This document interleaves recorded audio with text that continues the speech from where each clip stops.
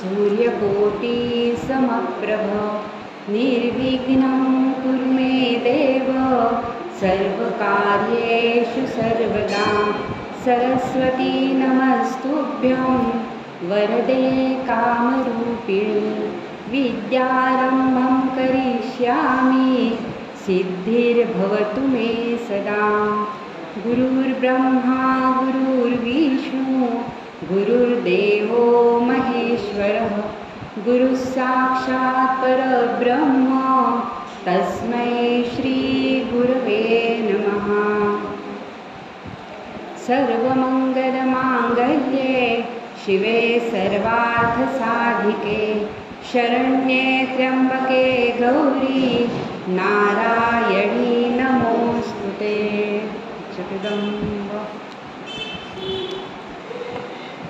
काल आपण देवीची उपासना करताना मनात येणारे प्रश्न आणि त्या संदर्भात ती शक्ती आहे, ते एक तत्व आहे असं बघितलं की हे प्रश्न सुटतात इथपर्यंत पाहिलेलं होतं। आणि मुळात उपासना का करायची, जी काल नव्हतीने आज आहे त्यांच्याकरता थोडंसं सिंहावलोकन करते की मुळात उपासना करण्यामागचा उद्देश काय आहे। आता इथे आपण श्री लक्ष्मी घेतली किंवा श्री सूक्त म्हणणार आहोत किंवा उपासना त्या दृष्टीनं करणार आहोत तर केवळ धन संपत्ती मिळवण्याकरताच हे श्री सूक्त नाही आहे, एवढा मर्यादित अर्थ त्याचा नाही आहे। तर कुठचीही उपासना करत असताना त्या उपास्य दैवताचे जे गुण आहेत ते कोहम सोहम जे म्हणतो आपण, तर ते गुण माझ्यातही आहेत आणि ते वृद्धिंगत झाले पाहिजेत याच्याकरता ती उपासना करायची असते। आणि नवरात्रीचा जागर हा त्याच्याकरताच असतो, आत्मभान येण्याकरता स्त्री जागर केलेला आहे।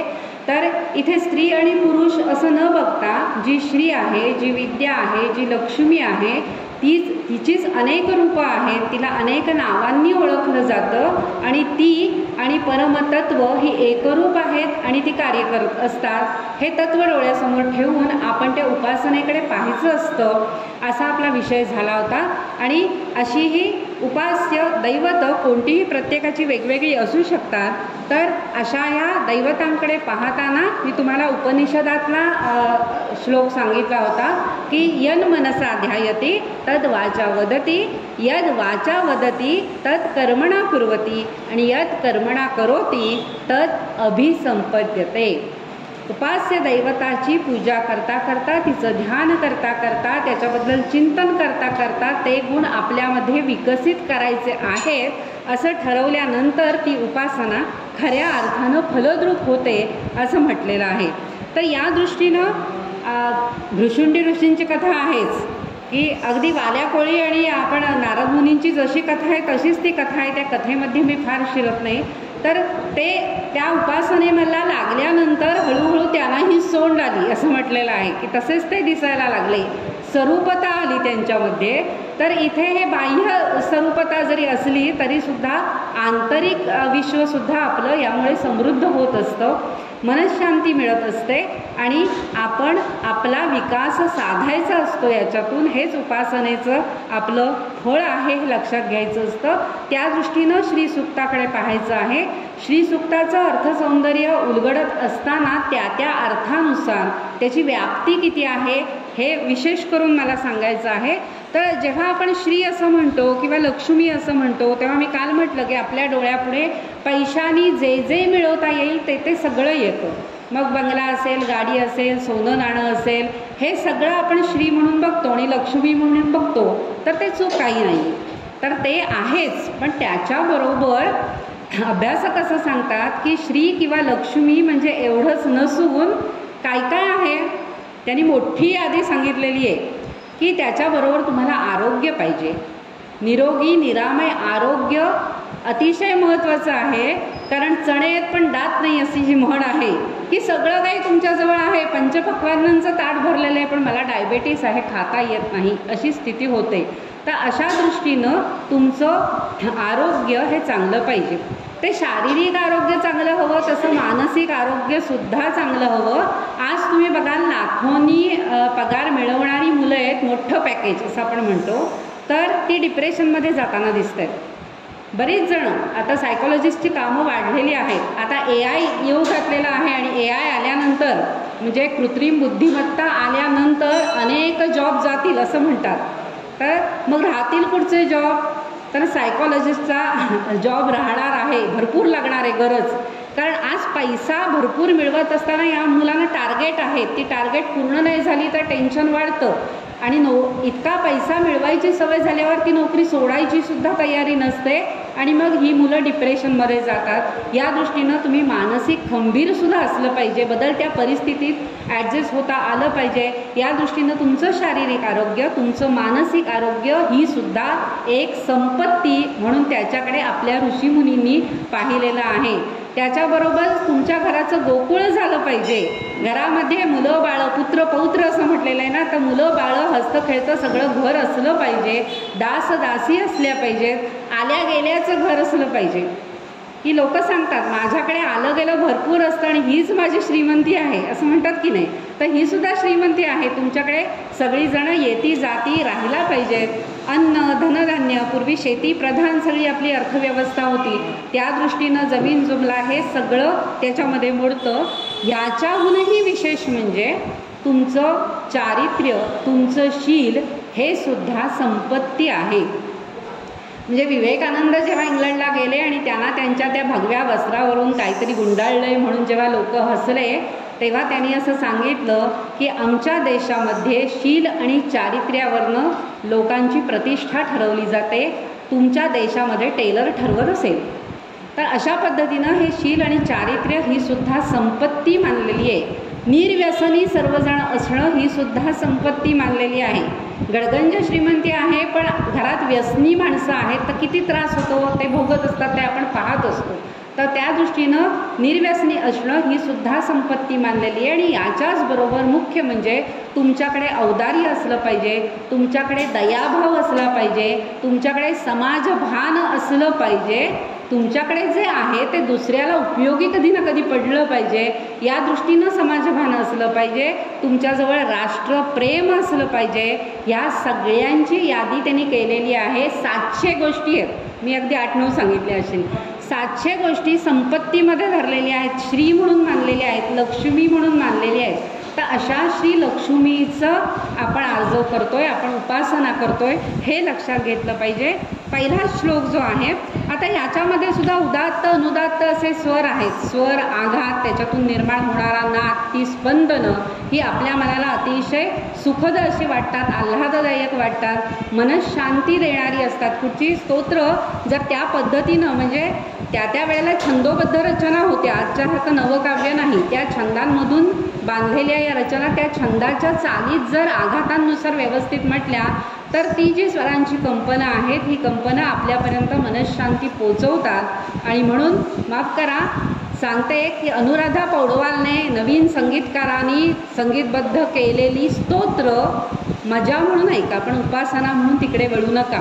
कारण त्याच्यातून ते नाद जसेच्या तसे लहरी निर्माण होत नाहीत आणि मनशांतीला कुठेतरी कमतरता येऊ शकते. ती म्हटलेली सुंदर असतील किंवा त्याच्याकरता प्रयत्न केलेले छान असतील, ती एक कला आहे, त्याचा आदर आपण राखूया. पण आपल्या यूट्यूबवर गुरुजींनी म्हटलेली सुद्धा स्तोत्र आहेत, ती स्तोत्र ऐकावीत, संथा घेऊन ज्यांनी म्हटलं आहे ते ऐकावं असं म्हटलेलं आहे. तर असं हे श्री सूक्त, त्यातली पहिलीच ऋचा आहे. पहिल्या आपण जशा ओव्या आहेत मराठीमध्ये अभंग आहेत तसं संस्कृतमधली स्तोत्रांमधल्या ऋचा म्हटलेलं आहे त्याला. हरि ओम हिरण्यवर्णां हरिणीं सुवर्णरजतस्रजां चंद्रां हिरणमयीं लक्ष्मीं जातवेदो म आवह. कशी आहे लक्ष्मी? मी म्हटलं असं रूपवर्णन केलेलं आहे तिचं. तर सुरुवातीलाच सांगितलेलं आहे ही लक्ष्मी हिरणमयी आहे, हिरण्यवर्णा आहे. हिरण्य म्हणजे सोनं, हे जरी खरं असलं तरी सोनं आणि हिरण्य याच्यात थोडा फरक आहे, थोडा म्हणजे भरपूर फरक आहे. की सोन्याचे दागिने करतो आपण आणि हिरण्य म्हणजे हे वितळवलेलं सोनं आहे, त्याच्यातली भेसळ जळून जाते, केरकचरा जळून जातो आणि मग ते विशुद्ध सोनं होतं. हे विशुद्ध सोनं अतिशय पवित्र असं शुद्धतेकडे लक्ष दिलेलं आहे इथे, म्हणून हिरण्यवर्णा म्हटलेलं आहे तिला. त्या वितळलेल्या सोन्यासारखी तेजपुंज अशी ही श्री लक्ष्मी आहे. आणि हरिणीम चंचल आहे ती. आपण म्हणतो लक्ष्मी चंचल आहे, एका जागी राहायला तिला आवडत नाही आणि म्हणूनच आपल्याकडे लक्ष्मी आल्यानंतर सुद्धा ती साठवून ठेवू नये, तिचा विनियोग करत राहिलं पाहिजे, तिला वापरात ठेवली पाहिजे सातत्यानं.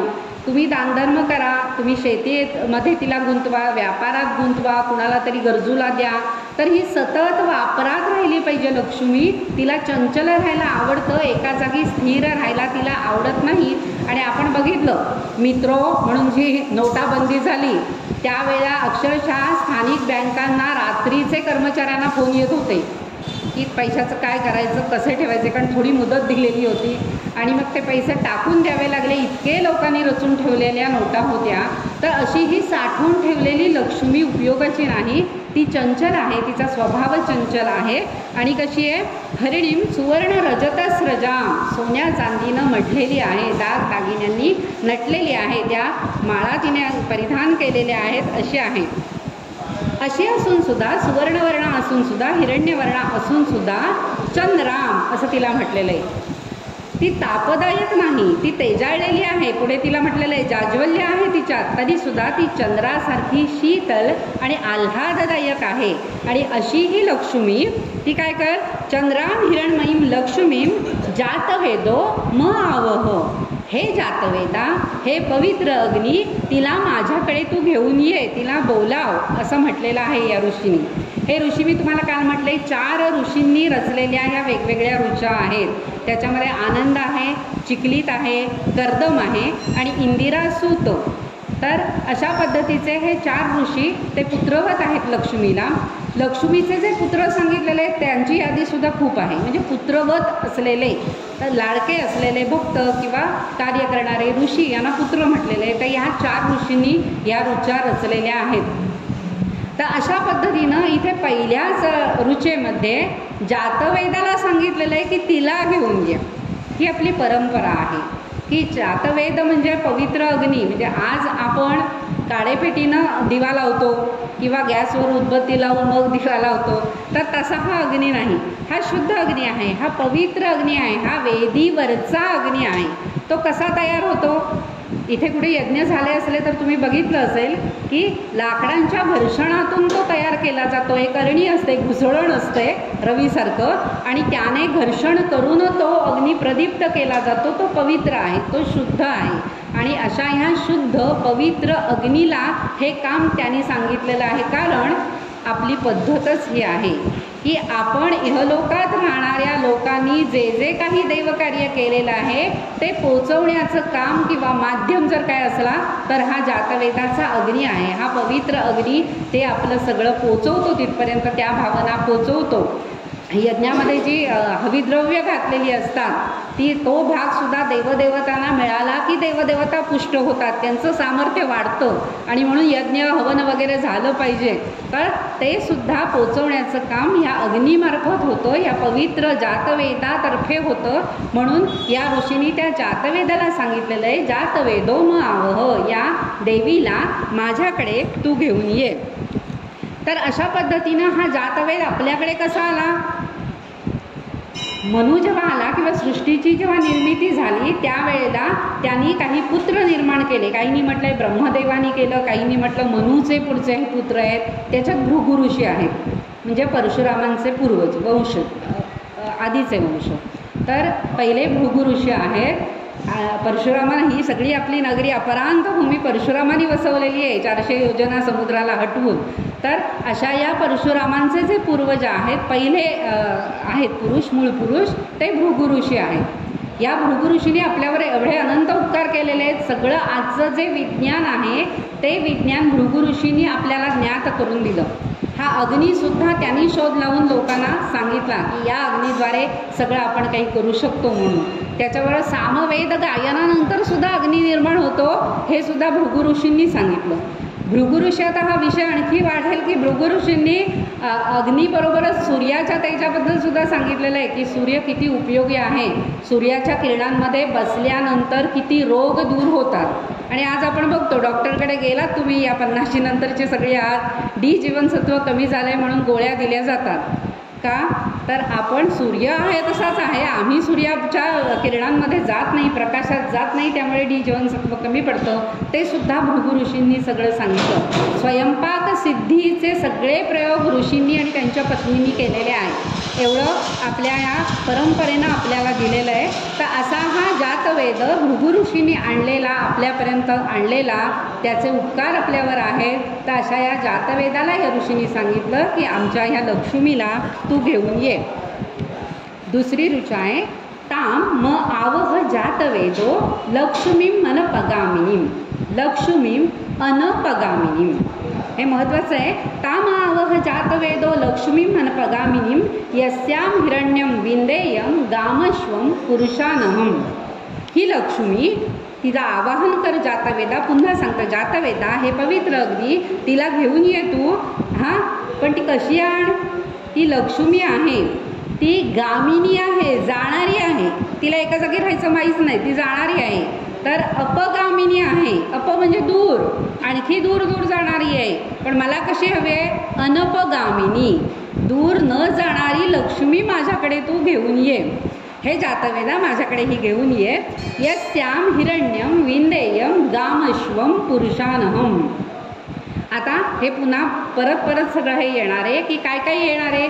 तरी हिरण्यम आहे, विंदेयम आहे, म्हणजे तिथे गायी गुरं, मी म्हटलं असं शेतीप्रधान अर्थव्यवस्था असल्यामुळे जे जे काही आम्हाला लागतं त्याच्याबरोबर सोनं नाण्याबरोबरच गोधनही आम्हाला पाहिजे. गाम अश्व पण आम्हाला पाहिजे. आणि पुरुषानहम. आता पुरुषानहमचे अर्थ प्रत्येकाने वेगळे लावलेले आहेत. काहींनी असं म्हटलेलं आहे पुरुषानहम म्हणजे दास दासी वगैरे असे आम्हाला माणसं हवीत अशा अर्थानं म्हटलेलं आहे. काही ठिकाणी म्हटलेलं आहे धर्म अर्थ काम मोक्ष हे चारी पुरुषार्थ प्राप्त करून देणारी लक्ष्मी माझ्याकडे तू घेऊन ये. असे दोन्ही अर्थ तिथे लागू पडतात. तर अशा पद्धतीनं ही धर्म अर्थ काम मोक्ष मागितल्याची शक्यता जास्त योग्य वाटते, अतिशय चांगली वाटते. कारण ह्या जे 3.5 शक्तिपीठं आहेत, या शक्तिपीठांमध्ये रेणुका स्तोत्रामध्ये काय म्हटलेलं आहे बघा, अतिशय सुंदर रेणुका अष्टक आहे की तिथे असं म्हटलेलं आहे लक्ष कोटी चंड किरण सुप्रचंड विलपती चंद्र अंबवदन बिंब दीप्त माझी लोपती सिंह शिखर अचल वासी मूळ पीठ नायिका धर्म अर्थ काम मोक्ष कल्पवृक्ष रेणुका. ती कल्पवृक्षासारखी आहे, आम्हाला धर्म अर्थ काम मोक्ष मिळवून देणारी ती आहे असं रेणुकेचं वर्णन केलेलं आहे. आणि आपल्या धर्माने, आपल्या वेदांनी हे सगळे अधिकार आपल्याला परवानगी दिलेली आहे. धर्माच्या मार्गाने अर्थ मिळवा, पैसा मिळवा, धर्माच्या मार्गाने मिळवलेल्या पैशाचा उपभोग घ्या, कामनापूर्ती करा, पण धर्माच्या मार्गाने. आणि ह्या मार्गाने तुम्ही जाऊनही तुम्हाला मोक्षप्राप्ती मिळेल.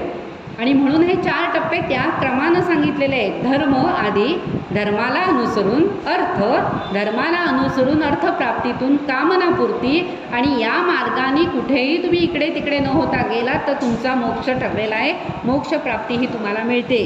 न जागे वनांतर जावे वनांतरा म्हणतात तसं की मोक्ष आपोआप चालून येतो.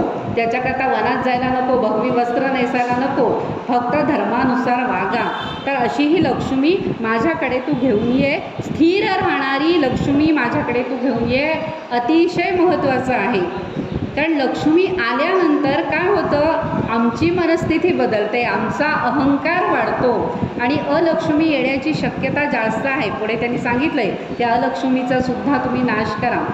आणि बरेचदा असं होतं, मधला एक काळ असा आम्ही ऐकलेलाच आहे, आमच्या आधीच्या पिढीनं बघितलेला असेल की ते गडगंज श्रीमंत होते आणि अचानक गरिबी आली. हा काय तो प्रकार तो मधल्या काळात घडलेला आहे.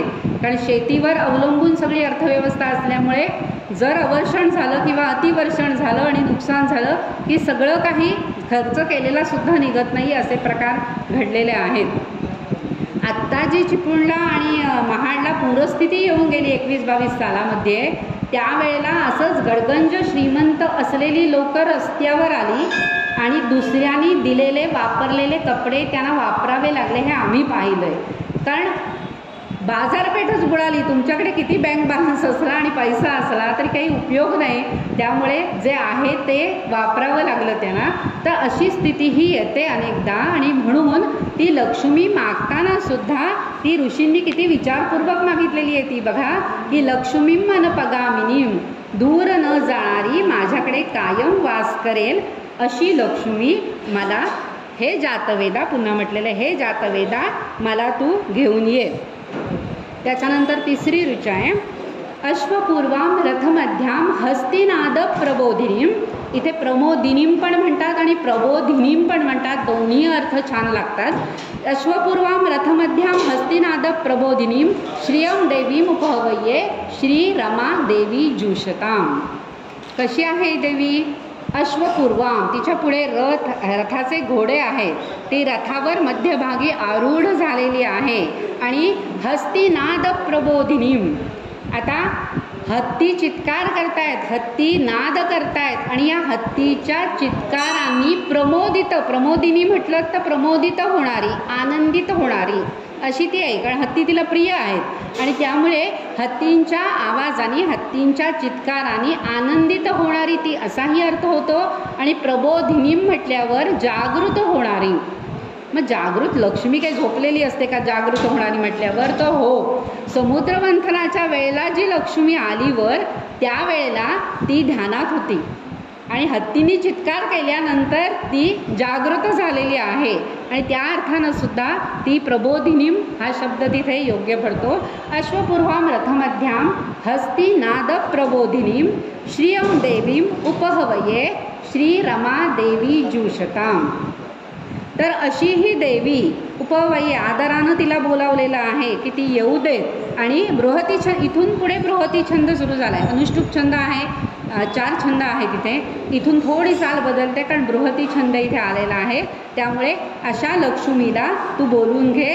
या जुषताम म्हणजे तिची पूजा करणं, तिला मान देणं, देवदेवतांनी सुद्धा जिला मान दिलेला आहे, जिची पूजा केलेली आहे, जिच्या सेवेत ते रत आहेत, अशी लक्ष्मी तू माझ्याकडे घेऊन ये. जातवेदाला पुन्हा आवाहन केलेलं आहे. का सोस्मिताम हिरण्य प्राकाराम आर्द्राम ज्वलंतीम तृप्ताम तर्पयंतीम पद्मे स्थिताम पद्मवर्णाम तामिहो पहये श्रियम. आता इथे पहा, काम म्हटलेलं आहे. काम म्हणजे वाणीला आणि मनाला न कळणारी असा अर्थ वेदोक्त संस्कृतमध्ये आहे. आजच्या संस्कृत व्याकरणामध्ये काहींनी असा अर्थ लावलेला आहे धातू बघून की कळणारी, मनाला आणि वाणीला कळणारी असं म्हटलेलं आहे. पण वेदोक्त संस्कृतचे थोडे अर्थ वेगळे लागतात. तिथे असं म्हटलेलं आहे, काम म्हटलेलं आहे तिथे मनाला वाणीला न आकळणारी, पूर्णपणे न कळणारी असा अर्थ आहे. म्हणजे ती महानुभाव म्हणतात हत्तीची कशी कथा आहे की आंधळे आणि हत्ती, त्याच्यामध्ये ज्या आंधळ्यांनी हत्तीचा पाय बघितला त्यांना तो खांबासारखा वाटला, ज्याने कान बघितला त्यांना तो सुपासारखा वाटला, त्यामुळे बाकीचा हत्ती त्यांना कळलाच नाही. तशी आपली परिस्थिती आहे. आम्हाला देवीचं वर्णन करताना, आता हे ऋषीच आहेत, या ऋषींनी देवीचंच वर्णन केलं आहे, ते कळल्याशिवाय केलं आहे का असं आपण म्हणू, पण तरीसुद्धा पूर्णपणे आकलन न होणारी अशी ही देवी आहे असं ते म्हणत आहेत. त्या काम ह्या शब्दाच्या दृष्टीने सांगितलं. कान सोस्मिताम, सुस्मिता आहे ती, हसतमुख आहे देवी. हिरण्य प्राकाराम, हिरण्य प्राकार म्हटलेलं आहे. गिरवाण लघुकोशामध्ये प्राकार म्हणजे तटबंदी म्हटलेलं आहे. ती जिथे राहते, मणिद्वीप वगैरे, देवी महात्म्य वाचलेलं असलं तुम्ही देवी भागवत तर खूप सुंदर वर्णनं त्याच्यात केलेली आहे. ती जिथे राहते त्या नगरीची नुसती तटबंदी बघितली तरीसुद्धा ती हिरण्याची आहे. तर अशा अर्थानं हिरण्य प्राकार, तिची सगळी ही समृद्ध नगरी हिरण्य प्राकाराम. आणि ती कशी आहे? आर्द्राम, ती आर्द्र आहे. आता आर्द्रचे अर्थसुद्धा इथे सगळे लागू पडतात. आर्द्र म्हणजे ओली, ओली पुन्हा समुद्रमंथनाच्या वेळेला ती ओली होऊनच आलेली आहे म्हणून ती ओली असा साधा सरळ अर्थ, वाच्यार्थ ज्याला म्हणतो त्या अर्थानं.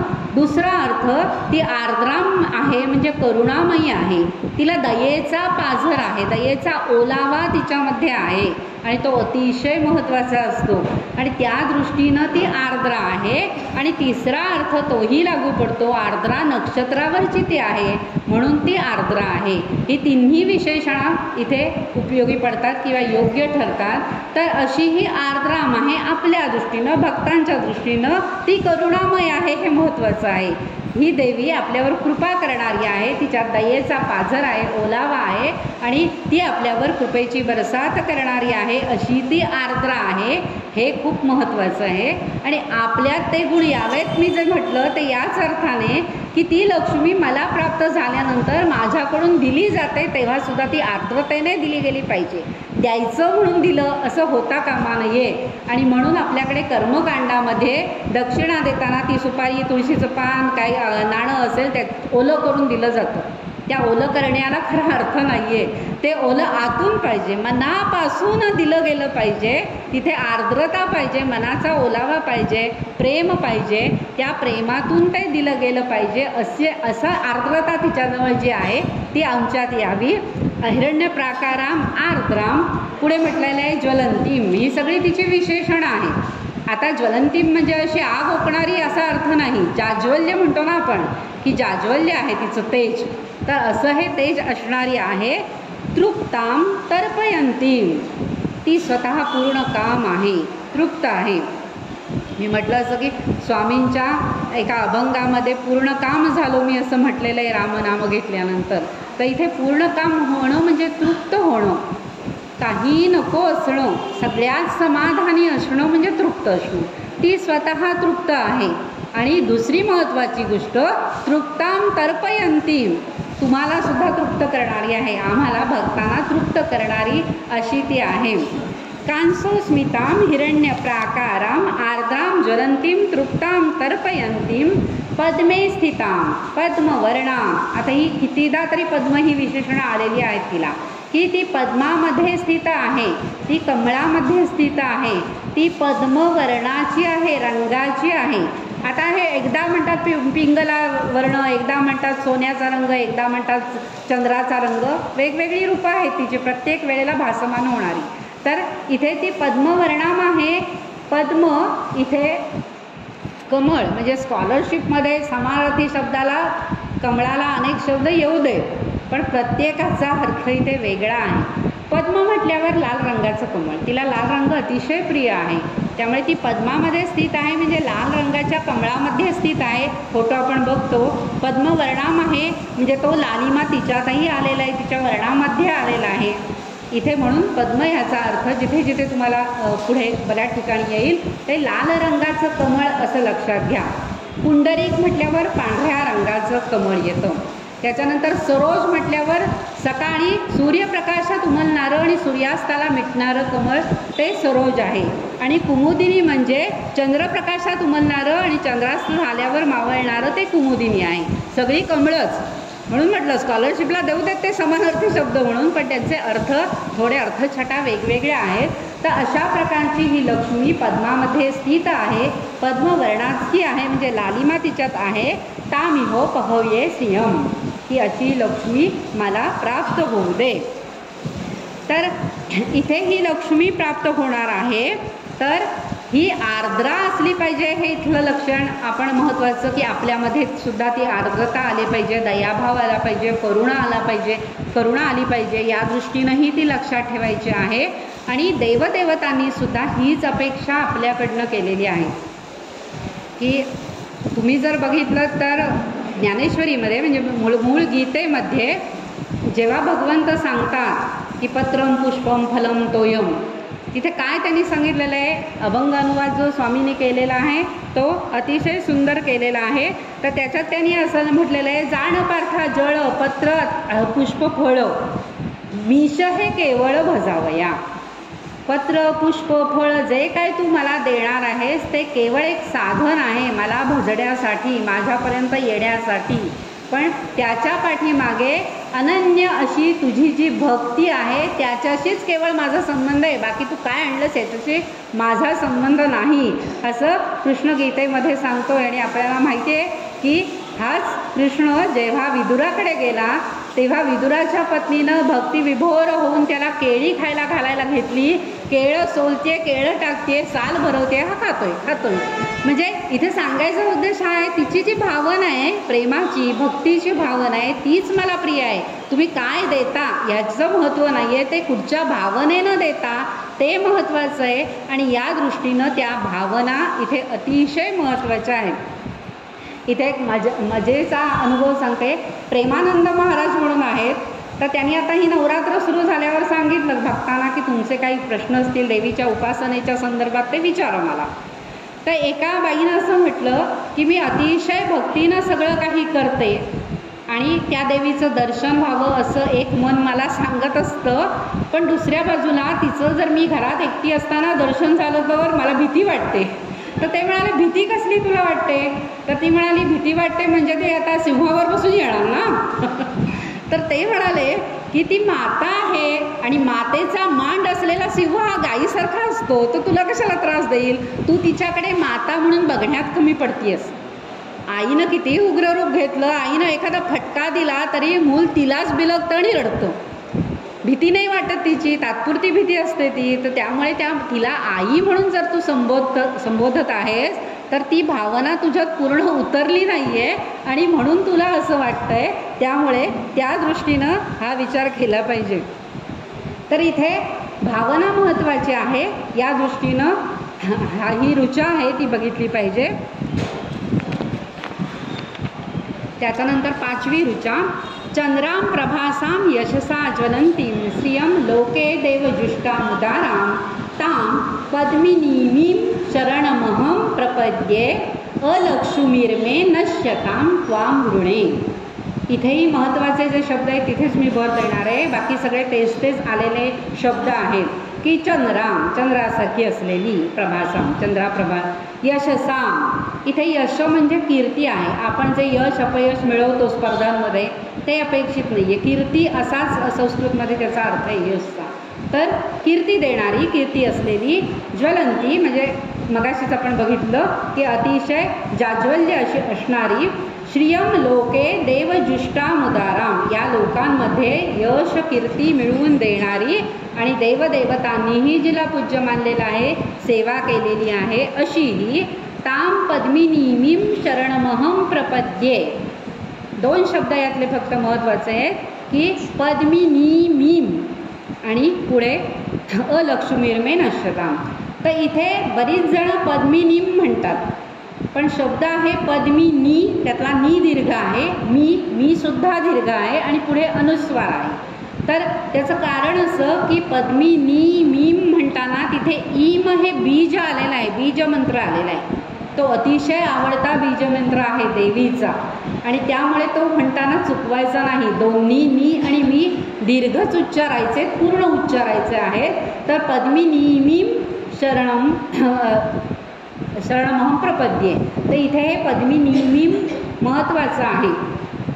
दुर्गा सप्तशतीमध्ये जो नवार्ण मंत्र दिलेला आहे, ओम ऐं ह्रीं क्लीं चामुंडाय विच्चे, विचे म्हणजे तिला नमस्कार असो. तर त्याच्यामध्ये ह्या तिन्ही महाकाली, महासरस्वती, महालक्ष्मींची ही बीजनामं आहेत, ओम ह्रीं क्लीं. तर ह्या ठिकाणी सुद्धा तो ईम प्रत्यय आलेला आहे, जो तो ईम हा बीजमंत्र म्हणून आलेला आहे आणि तो अतिशय सिद्ध असा मंत्र आहे किंवा शक्ती ज्याने जागृत होते असा मंत्र आहे. म्हणून ते म्हणताना कधी चुकवायचं नाही असं सांगतात. तर असा हा मंत्र आणि या स्कंदपुराणामध्ये देवीन स्वतः सांगितलेलं आहे की हा मंत्र मला अतिशय प्रिय आहे. सप्तशती मला प्रिय आहे, अशी हा मंत्रसुद्धा मला अतिशय प्रिय आहे असं सांगितलेलं आहे. म्हणून हा उच्चार पद्मिनीमीं असा असलं पाहिजे. तर त्याच्याबरोबर पुढे शब्द आलेला आहे अलक्ष्मीर्मे नश्यतां त्वां ऋणे. काय कर, तू माझ्याकडे येत असताना तूच अलक्ष्मीचा नाश कर. तर अलक्ष्मीर्मे नश्यतां. आता इथे त्या कथा आहेत की ज्या वेळेला समुद्रमंथन झालं त्यावेळेला वाईट ते पहिल्याने येतं. उपासनेत सुद्धा हे महत्त्वाचं आहे की उपासना तुम्ही करत असताना पहिले वाईट अनुभव सगळे येतील. मग लोक तिथेच उपासना सोडतात. काय मी मिळवलं, एवढं सगळं मी देवाचं करतो आणि देवान माझ्या नशिबात काय आणलं. तर ती कर्माची फळं तुम्ही आधी भोगता आणि मग पुढे तुम्हाला आनंद देणार आहे, पण तेवढा धीर धरला पाहिजे. तर वाईट हे सगळं आधी येतं. विष आधी आलं समुद्रमंथनात आणि मग अमृत आलेलं आहे. तशीच अलक्ष्मी आधी आली. अलक्ष्मीचं जे वर्णन केलेलं आहे, अतिशय लाल चेहरा आहे, बाकी शरीर काळं आहे आणि अशी जितकं वाईट काय सांगता येईल तेवढं तिच्याबद्दल बोललेलं आहे. अगदी अशीच ती बाही आहे असा अर्थ नव्हे. तर अलक्ष्मी म्हणजे वाईट सगळ्या भावना ज्या आहेत त्या अलक्ष्मी म्हणून. कुठून अवदसा आठवली कोण जाणे असं आपण जे म्हणतो, ती अवदसा आठवणं म्हणजे हे अलक्ष्मीच आहे. तर बरेचदा लक्ष्मीबरोबर अलक्ष्मी येण्याची शक्यता आहे, कारण लक्ष्मीची ज्येष्ठा बहीण म्हणून अलक्ष्मीला मानलेलं आहे की लक्ष्मीच्या ती आधी आली. समुद्रमंथनातून जेव्हा आली तेव्हा ही समुद्राची सगळी अपत्य मानली गेलेली आहेत. त्याच्यात लक्ष्मीच्या आधी अलक्ष्मी आली म्हणून ती ज्येष्ठ आहे, म्हणून ती लक्ष्मीची बहीण मानली गेलेली आहे. पण तुम्ही फक्त जरी लक्ष्मीला आमंत्रण केलं, बोलावलं, तरीसुद्धा एकदा तुमच्याकडे ह्या लक्ष्मीचं सगळं काही आलं, पैसा, अडका, संपत्ती, सत्ता, की त्याच्याबरोबर अवगुण येण्याची शक्यता दाट असते. आणि ही अलक्ष्मी येण्याची शक्यता आहे हे ऋषी मुनींनी ओळखून ऋचेमध्ये आवर्जून हा उल्लेख केलेला आहे की बाई ती अलक्ष्मी माझ्याकडे येऊ देत नको, तिला नष्ट कर. अलक्ष्मीर्मे नश्यताम ताम ऋणे विनंती केलेली आहे. इथे त्रिष्टुप छंद आलेला आहे पुन्हा, त्यामुळे चाल थोडी बदलते. मी चालीत म्हणत नाही आहे कारण आपण शब्दार्थापर्यंत पोचायला हवे म्हणून चालीमध्ये म्हणत नाही आहे. तर अशी ही अलक्ष्मी नष्ट करायची आहे. आणि या लक्ष्मीची जी अलक्ष्मीची वर्णनं केलेली आहेत ना, ती सुद्धा विचार करायला लावणारी आहेत. या लक्ष्मीला काय आवडतं? अतिशय तिखट आणि अतिशय आंबट पदार्थ तिला आवडतात. तमोगुणाचे पदार्थ बघा, ज्ञानेश्वरीमध्ये 16व्या अध्यायामध्ये सगळे सत्वगुण, रजोगुण, तमोगुण यांची जी यादी केलेली आहे अन्न पदार्थांची, त्याच्यामध्ये तमोगुणामध्ये हे पदार्थ मोडतात. त्यामुळे हेच तिला आवडतात. आणि म्हणून असं म्हणतात, ती बरीच जणं जी अमावास्येला किंवा कुठे ती लिंबू मिरची बाहेर लावून ठेवतात ना, त्याचं कारण आहे की अलक्ष्मीला अति आंबट आणि अति तिखट आवडताना जा बाहेर, तू घरात येऊ नको, तिथेच खा आणि जा, अशा अर्थानं ती लिंबू आणि मिरची लावली जाते असं म्हटलं जातं. तर अशी ही अलक्ष्मी जी आहे ती, तिची सगळी जी आवड आहे ती आवड आपल्याला नष्ट करणारी आहे, आपल्या सद्भावना नष्ट करणारी आहे. त्यामुळे ती इकडे फिरकू दे नको. हेच तुम्ही जर बघितलात दैवासुर संपद विभाग योगमध्ये हेच सांगितलेलं आहे. 26 गुण सांगितलेले आहेत. आणि कृष्ण अर्जुनाला सांगतोय, अरे बाबा हे 26ही गुण तुझ्यात आहेत हं, पण मी तुला सावध का करतोय? समर्थांनी जसं म्हटलं अखंड सावध राहायला पाहिजे. ते का? तर हे जे 6च विकार आहेत ना, 6 जे दुर्गुण आहेत ना, त्यांनाही गुणच म्हटलंय त्यांनी, हे 6 दुर्गुण या 26 कधी गुंडाळून फेकून देतील आणि वर्चस्व गाजवतील ते सांगता येत नाही. आणि म्हणून सावध कायम राहिलं पाहिजे की आपल्यात हे दुर्गुण शिरता कामा नाही आहेत. म्हणून या लक्ष्मीला विनंती केलेली आहे की ह्या अलक्ष्मीला तू घालवून लाव. अशी 5वी ऋचा आहे. ही उपासनेमध्ये मी जे म्हटलं की त्या दृष्टीनेही तुम्ही बघा, उपासना करत असताना किंवा देवादिकांचं जे जे काही तुम्ही कार्य करता त्यावेळेला सुद्धा वाईट अनुभव आधी येतात असं जे म्हटलेलं आहे. तर एकाने छान सांगितलेलं आहे तत्त्वज्ञानामध्ये, यू टर्न जो असतो, यू आकार, या यू आकारामध्ये तुम्ही बघा, तुम्ही चांगलं पेरलेलं आहे, आधी सगळं चांगलं पेरताय, ते पाठीपाठी खाली खाली यूथमध्ये जाणार आहे. आणि नंतर तुमचं काही वाईट आलेलं असलं तर ते जाणार आहे. आणि अशा पद्धतीनं आम्ही उपासनेला सुरुवात कधी करतो, आमच्याकडनं वाईट खूप काही घडून गेल्यानंतर आम्ही उपासनेला लागतो, तेव्हा त्या यूमध्ये आधी आमचं वाईट सगळं कर्म गेलेलं आहे. आणि त्यामुळे ते बाहेर पडताना आधी वाईट बाहेर पडणार आहे यूमधून, आणि मग जे चांगलं घातलेलं आहे ते मग चांगलं मग अनुभवाला येणार आहे. तर असं आहे तत्त्वज्ञानामध्ये हा यू तुम्हाला सांगितलेला आहे. किंवा सावध राहा, शांत राहा, धीर धरा, वाईटानंतर चांगलं येणार आहे.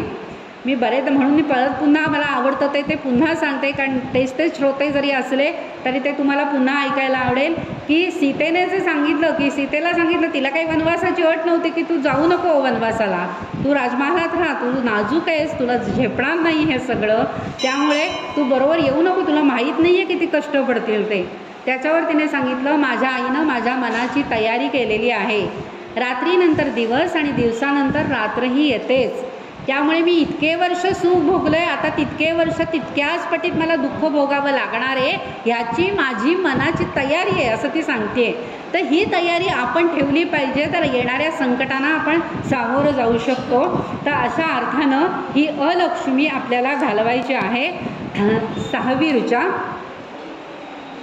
आदित्यवर्णे तपसोधि जातो वनस्पतिस्तव वृक्षोथ बिल्वः तस्य फलानि तपसानुदन्तु मायांतरायाश्च बाह्या अलक्ष्मीः. ही लक्ष्मी तपश्चर्येतून तिने बिल्ववृक्ष तयार केलाय अशी कथा सांगितली जाते. आणि तो बिल्व तिला अतिशय प्रिय आहे. केवळ शंकरालाच बेलाचं पान प्रिय आहे असं नाही, तर ते लक्ष्मीलाही बिल्ववृक्ष आणि ते पान घालण्याची पद्धत आहे ते तिला प्रिय आहे. ते फळही तिला प्रिय आहे. बिल्व वृक्षावर तिचा वास असतो म्हणून तिला बिल्वा असं सुद्धा म्हणतात. तर अशी ही लक्ष्मी आहे, आदित्य वर्णाची आहे. पुन्हा सूर्याचीच उपमा दिलेली असली तरी हा आदित्य आहे, कमळासारखंच सांगते. हा आदित्य आहे, हा सूर्योदय होण्याच्या आधीचा उषक्कालचा आहे. त्यातला जो लालिमा असतो तो खूप वेगळाच असतो, आपण कधीही कंटाळत नाही. तोच उदयाला येत असे सूर्य हो क्षितिजाला त्याच नव्हे काय, असं जरी म्हटलं तरी सूर्योदय सूर्यास्त आपण रोज बघितला तरी त्याचा कंटाळा येणार नाही, एवढं अपूर्व सौंदर्य त्याच्यात असतं. असं सौंदर्य असलेली ही आदित्य वर्णाची आहे. तो लालिमा तिच्याजवळ सूर्य उगवतांच्या जरा आधीचा लालिमा तिच्यामध्ये आहे म्हणून आदित्य वर्णा म्हटलेला आहे, नुसतं सूर्य म्हटलेलं नाही. आदित्य वर्णे तपसोधि जातो वनस्पतिस्तव. तपश्चर्येतून निर्माण झालेली वनस्पती, तो वृक्ष, तो बिल्व, तो तिला अतिशय प्रिय असलेला, त्या फळांनी तस्य फलानी तपसानुदंतु मायांतरायाश्च बाह्या लक्ष्मी. आता इथे एवढा विस्तृत अर्थ सांगितलेला आहे ना, म्हणून श्री सुक्ताच्या अर्थापर्यंत जावंसं मला वाटलं की आपण वरवरचा अर्थ बघतो. हे बिल्ववृक्षाचं फळ जर बघितलं तर ते उंबराच्या फुलासारखंच आहे की ते फूल दिसत नाही, फळ दिसतं. आणि म्हणून अशा प्रकारचं फळ की कर्माच्या वासनेची फुलंच माझ्याकडे फुलू देऊ नको तू, ते फळ मला मिळेल, कर्म जी करतो त्याचं फळ मिळेल. अर्जुनाला जसं सांगितलं कृष्णानं की युद्ध करणं हा तुझा धर्म आहे, ते कर्म तुला करायचंच आहे, उगीच काहीतरी भगवी वस्त्र गुंडाळून मी निघून जातो म्हणायचं नाही. आणि त्याच्याकरता त्याने सांगितलं कर्मण्येवाधिकारस्ते मा फलेषु कदाचन, म्हणजे फळाची अपेक्षा करू नको असं नाही. मग मुलं म्हणतात आम्ही शिकतो कशाला, चांगले मार्क मिळवण्याकरताच अभ्यास करतो, चांगला नोकरी धंदा मिळवण्याकरताच प्रशिक्षण घेतो, मग त्या फळाला डोळ्यासमोर ठेवल्याशिवाय काम कसं होणार. तर त्या अर्थानं ते म्हटलेलंच नाही आहे. सचिन तेंडुलकर जेव्हा म्हणाला की हा खेळ आहे ना, तर या खेळामध्ये कधी कधी मी शून्यावर सुद्धा आऊट होतो आणि तरीसुद्धा मी जे त्याच्याकरता प्रयत्न केलेले असतात, प्रत्येक चेंडू परतवायचा कसा याचा विचार मी खेळत असताना आणि खेळायच्या आधी प्रॅक्टिस करताना केलेला असतो. मग काय व्हायचं ते होईल, शेवटी हा खेळ आहे.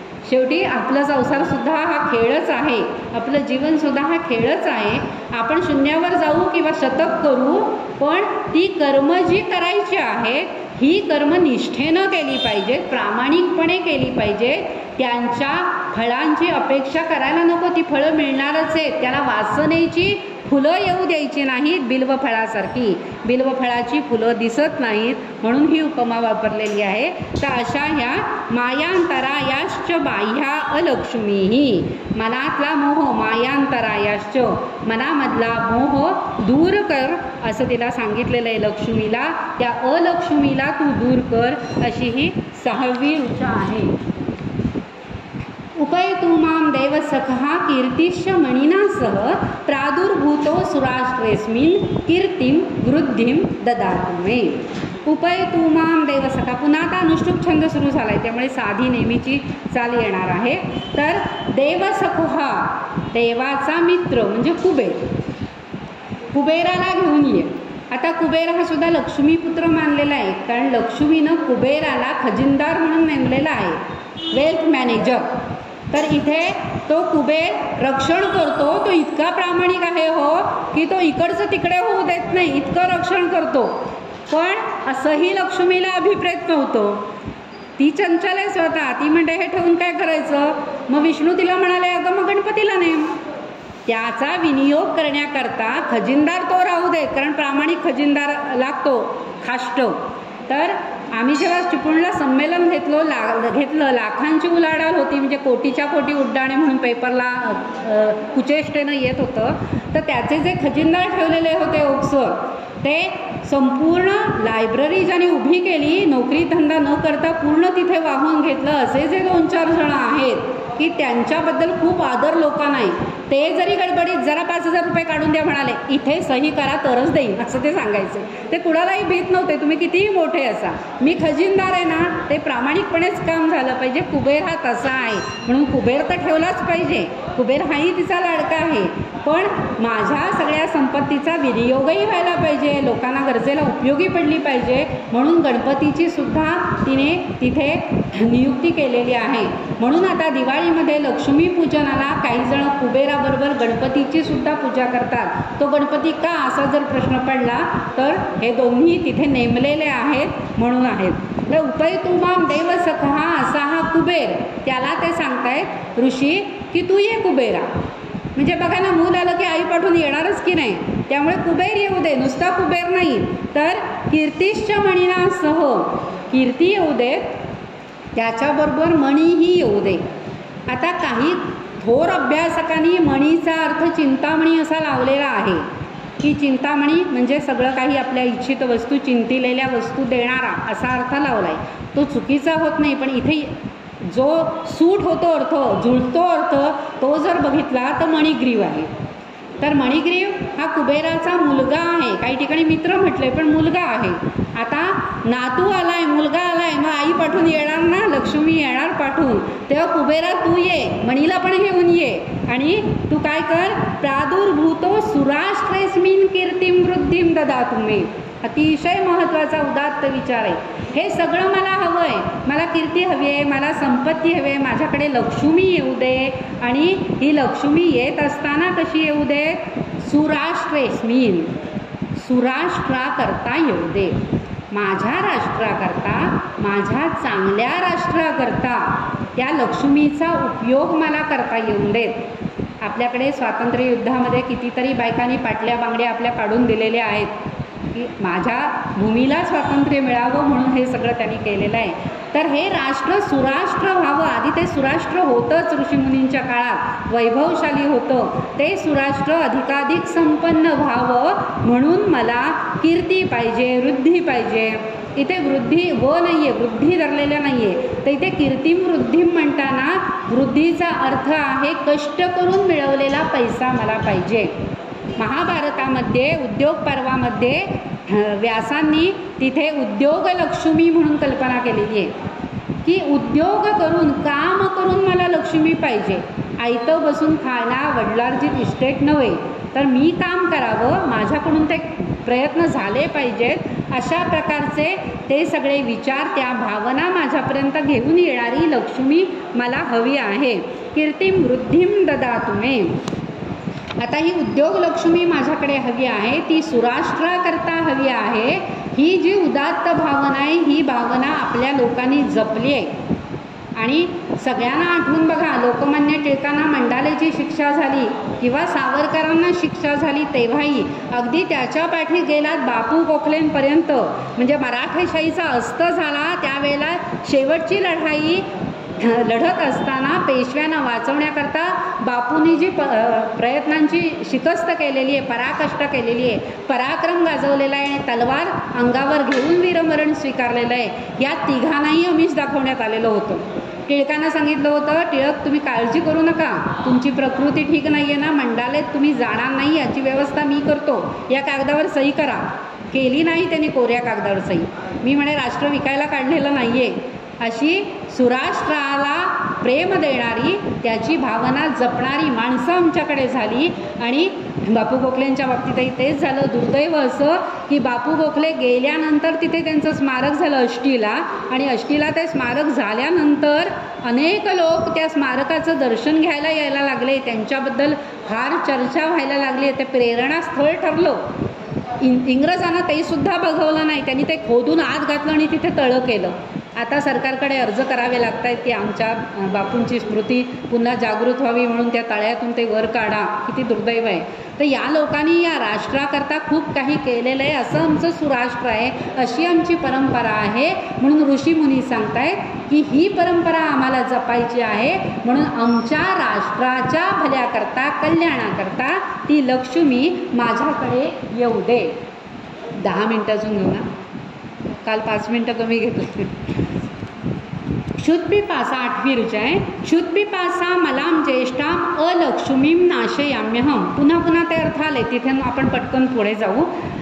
अभूतिम समृद्धीं च सर्वा निर्णूद मे गृहात. क्षुत्पिपासा मलाम, क्षुधा, पिपासा, हव्यास. किती हव्यास असतो आम्हाला, कधीही तृप्त होत नाही आम्ही. आज हे मिळालं 2 दिवस खुश आणि नंतर परत दुसरं काहीतरी हवं असतं. आज चायनीज खाल्लं, उद्या पंजाबी खायला जायचं आहे. 10 दिवस बाहेर राहून आल्यानंतर नको बाबा घरचा वरण भात बरा, म्हणजे तो सुद्धा आम्हाला हवाच असतो. कितीही आवडीनिवडीचं खात असलो तरी पुन्हा ती क्षुधा तृप्त होत नाही. हे फक्त क्षुधा हा अन्नाकरता म्हटलेला नाही आहे, शब्द खूप व्याप्तीनं म्हटलेला आहे. सगळ्या गोष्टींचा आम्हाला जो हव्यास असतो ती अलक्ष्मी आहे. ती क्षुधा नाहीशी होऊ दे, ती पिपासू वृत्ती नाहीशी होऊ दे. म्हणजे गोंदवलेकर महाराजांनी अतिशय छान सांगितलं, गरीब कोण आणि श्रीमंत कोण. तर ते म्हणाले ज्याला अजून हवं आहे तो गरीब आणि जो तृप्त आहे तो श्रीमंत. तर त्या दृष्टीनं ही क्षुधा, ही पिपासा, ही मलिन इच्छा नाहीशी कर. ही लक्ष्मी ज्येष्ठा अलक्ष्मी नाहीशी कर, असं लक्ष्मीला आवाहन केलेलं आहे. नाशयाम्यहम, आता मीच तिचा नाश करतो. काही ठिकाणी असं म्हटलेलं आहे की पहा, पहिल्यांदा जातवेदाला उद्देशून म्हटलं आहे, हे जातवेदा तू कर. आता त्याच्यात धारिष्ट्य आलेलं आहे, आता त्याचा आत्मविश्वास वाढलेला आहे आणि आता तो म्हणतोय की मी करतो. तसं मला वाटत नाही, कारण हे 4 ऋषी आहेत आणि 4 ऋषींच्या वेगवेगळ्या ऋचा एकत्र केलेल्या आहेत. प्रत्येकाने वेगळ्या दृष्टिकोनातून लिहिलेलं असू शकतं. आधी जातवेदाला सांगितलं आणि मग स्वाभिमान जागृत झाला असं काही नसावं. अभूतीम असमृद्धींच, सगळ्या अलक्ष्मीच्या बाबतीतल्या या गोष्टी आहेत. असमृद्धी, अभूती म्हणजे असंतोष जो आहे, पहिलं म्हटल्याप्रमाणे क्षुधा, पिपासा, असंतोष, कितीही मिळालं तरी तृप्ती नाही, अशी ही लोक असतात. रड म्हणतो आपण त्याला, रडत बसतात, कधीही तृप्त नसतात. तर असं काही माझ्या बाबतीत हे सगळं घालवून टाक. अभूतीम असमृद्धीम सर्वा निर्णूद मे गृहात, सगळं काही हे तू घालवून टाक, या अलक्ष्मीला घालवून टाक. पुढची 9वी ऋचा आहे. गंधद्वाराम दुराधर्षाम नित्यपुष्टाम करीषिणीम ईश्वरीम सर्वभूतानाम तामिहो पहये श्रियम. करीषिणीम म्हणजे गाईचं शेड. त्या काळामध्ये महत्त्व होतं, आता पुन्हा महत्त्व आलं, कारण अमेरिकेत शोध लागले आणि त्याच्यातून कसं अल्ट्राव्हायोलेट किरण निघतात आणि ते आरोग्याला कसं चांगलं आहे वगैरे. आता सगळं त्याचे साबणसुद्धा निघाले आणि लोक अगदी महाग विकत घ्यायला लागले. पण हे गाईचं शेण वेगवेगळ्या अर्थानं सांगितलेलं आहे की समृद्धी म्हणजे काय, इतकं गोधन असू दे की गाईचं शेण भरपूर आम्हाला मिळू दे. गाईच्या शेणानं सगळं सारवलं जाईल, तिथे पावित्र्य येईल. गाईचं शेण खत म्हणून आमच्या शेतातून वापरलं जाईल, तिथे पिकं चांगली येतील. ही सगळी समृद्धीची लक्षणं आहेत. तर अशी ही सगळी सर्व भूतानाम, सर्व प्राणी मात्रांना घेऊन ही लक्ष्मी माझ्याकडे येओ, अशी ती कशी आहे, नित्यपुष्टाम आहे, अधिकाधिक समृद्ध होणारी अशी ती आहे. इथे गोमयी किंवा करीषिणीम जे म्हटलेलं आहे गाईचं शेण, त्याचा एक दुसरा संदर्भ लागतो. अगदी पटकन पुढे जाऊया की असं सांगितलं जातं कथेमध्ये, 33 कोटी देव जेव्हा गायीमध्ये राहायला आले तेव्हा कुबेर थोडा उशिरा आला. मग कुबेराला ते म्हणाले आता तू कुठे बसशील, गोमयात बस. आणि म्हणून तो गोमयात राहिला. लक्ष्मीचा पुत्र आहे तो गोमयात राहिलेला आहे. म्हणजे गोमय हे लक्ष्मीचं प्रतीक मानलेलं आहे की जिथे गोमय आहे तिथे समृद्धी आहे असं समजा, असं म्हटलेलं आहे. आणि त्या दृष्टीनं हे सगळं मला तू दे, गोधन दे. दुराधर्षा म्हणजे पराभव न होणारी अशी ही. 10वी ऋचा आहे. मनस काम माकुतीम वाचस सत्यम शीमही पशूनाम रूपमन्नस्य मयी श्री श्रयताम यशः. श्रयताम यशः, माझ्या आश्रयाला तू ये, माझ्याकडे तू राहायला ये.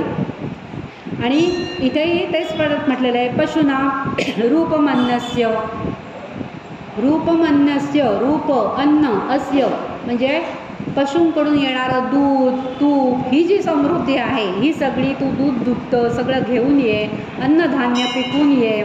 मनाचे जे संकल्प आहे वाचस सत्यमशीमही, हे अतिशय महत्त्वाचं आहे.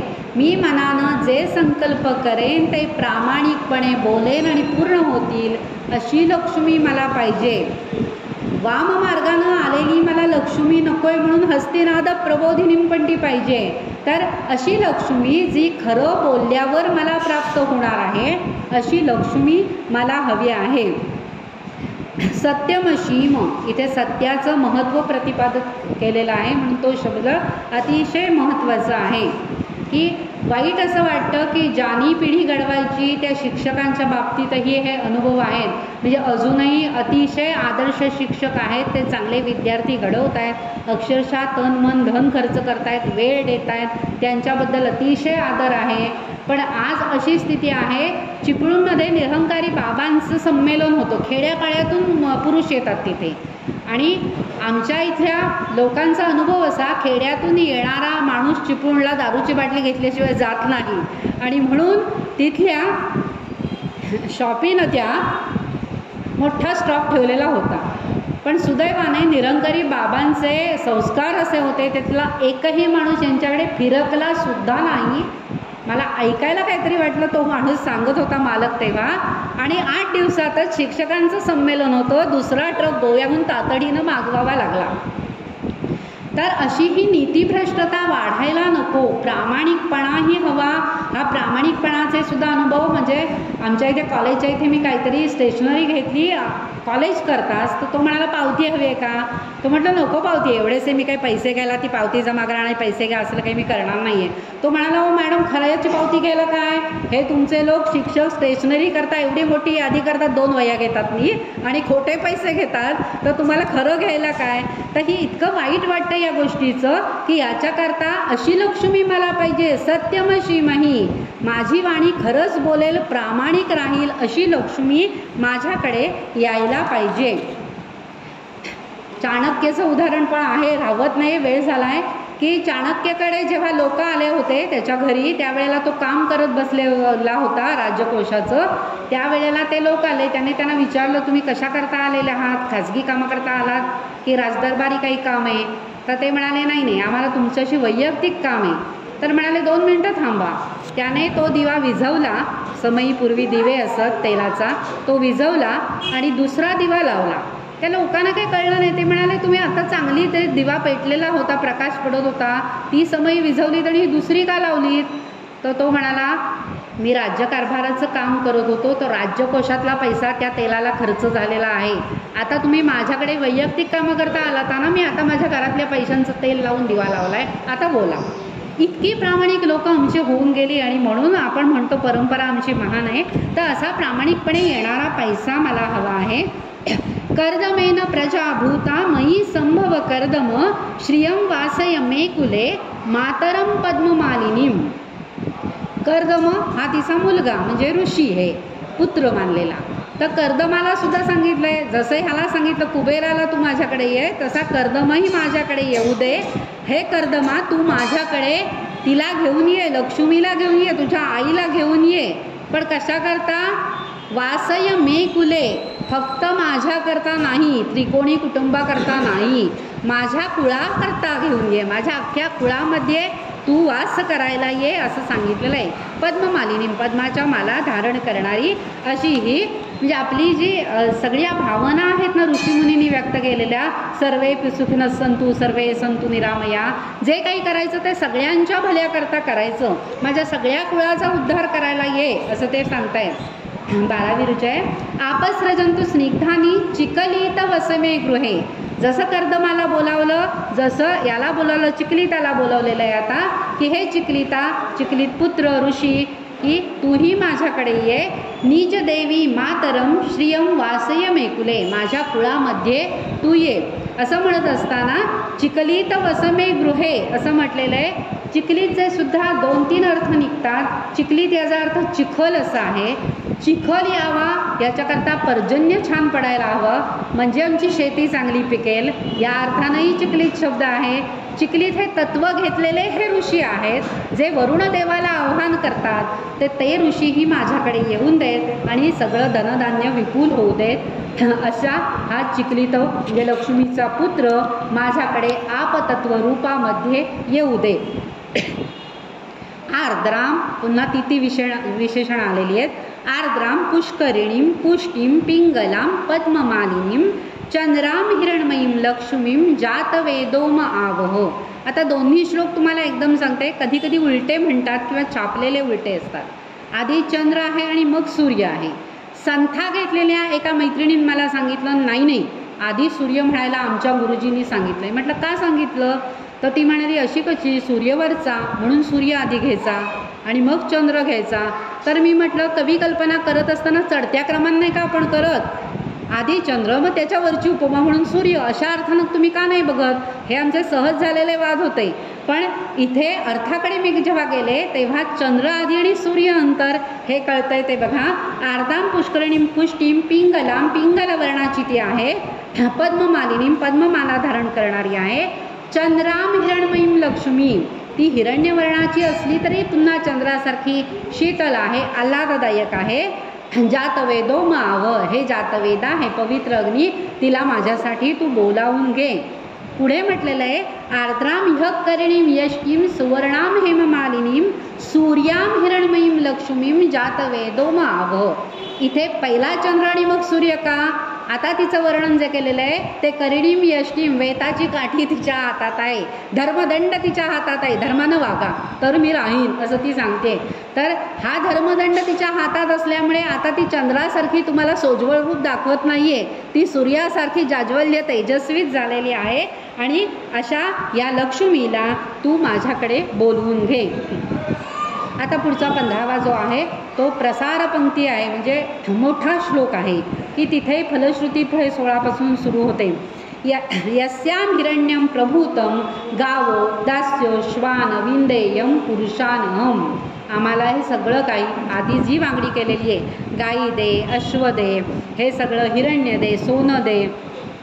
तर प्रभूत म्हणजे पुष्कळ, भरपूर प्रमाणामध्ये माझ्याकडे सोनं, गाई, दासदासी, अश्व, विशुद्ध सोनं म्हटलेले, पुन्हा सुवर्ण नाही म्हटले, हिरण्य म्हटलेले.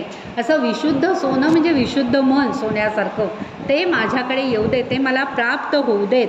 यशोची प्रयतो भूत्वा जुह्यादाज्यमन्वहं सूक्तं पंचदशर्चं च श्रीकामः सततं जपेत. अशा ह्या 15 ऋचा म्हणून त्या मंत्र, जप, हवन ज्या पद्धतीनं केलेले आहेत त्याचं आचरण करणाऱ्याला ही फलश्रुती मिळू दे असं म्हटलेलं आहे. आणि पुढे फलश्रुती सांगितलेली आहे. त्या फलश्रुतीमध्ये अतिशय आपण जो म्हणतो की विज्ञाननिष्ठ दृष्टिकोन ठेवलेला आहे. लक्ष्मी कुणाला म्हणतात ते सांगितलेलं आहे. धनम अग्निर, धनम वायू, धनम सूर्यो, धनम वसु, धनम इंद्रो, बृहस्पतिर्वरुणम धनमस्तु मे.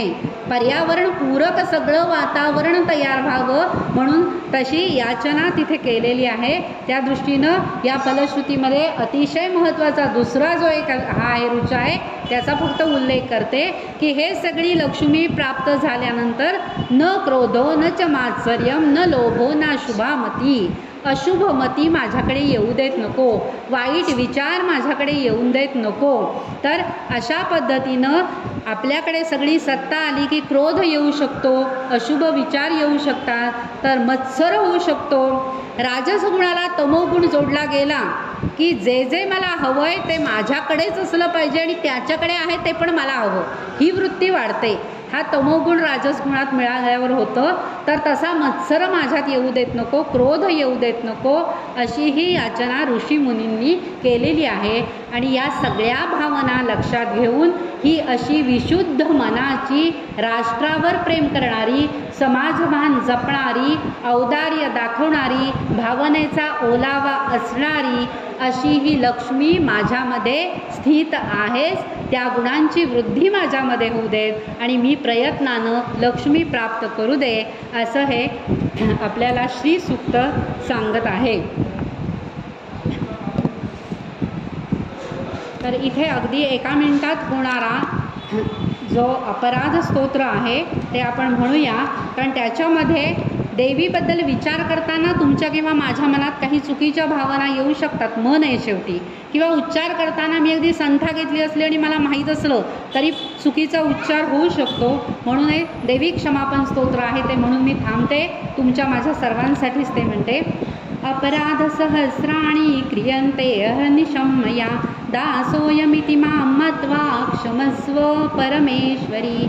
आवाहनं न जानामि विसर्जनं पूजां चैव न जानामि क्षम्यतां परमेश्वरी. मंत्रहीनं क्रियाहीनं भक्तिहीनं सुरेश्वरी. यत्पूजितं मया देवी परिपूर्णं तदस्तु मे. अपराधशतं कृत्वा जगदम्बेति चोच्चरेत्. यां गतिं समवाप्नोति न तां ब्रह्मादयस्सुराः. सापराधोऽस्मि शरणं प्राप्तस्त्वां जगदम्बिके. इदानीम् अनुकम्प्योऽहं यथेच्छसि तथा कुरु. अज्ञानाधिस्मृतेर्भ्रान्त्या यन्न्यूनम् अधिकं स्मृतं तत्सर्वं क्षम्यतां देवी प्रसीद परमेश्वरी.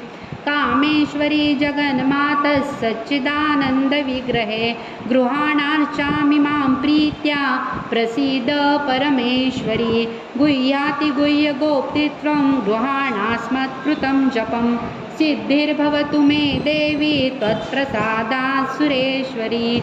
इति श्रीदेवी क्षमापन स्तोत्रं सम्पूर्णं. जगदम्ब जगदम्ब जगदम्ब.